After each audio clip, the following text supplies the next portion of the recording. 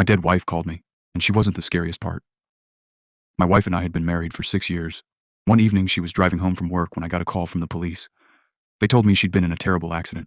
I rushed to the hospital, but I was too late. The funeral happened 3 days later. I buried her myself. A week passed. I couldn't eat. I couldn't sleep. Her phone was still lying on our bedroom table.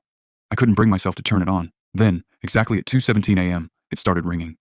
The screen said, "Unknown number." Without thinking, I answered. There was silence. Then I heard my wife's voice. She whispered, "Don't let him see you." I froze. Before I could say anything, the call disconnected. I checked the call log. There was no incoming call.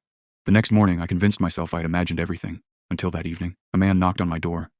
He introduced himself as an insurance investigator and asked if he could come inside. The moment I looked into his eyes, I remembered something. At my wife's funeral, I'd seen the exact same man standing far away, watching me.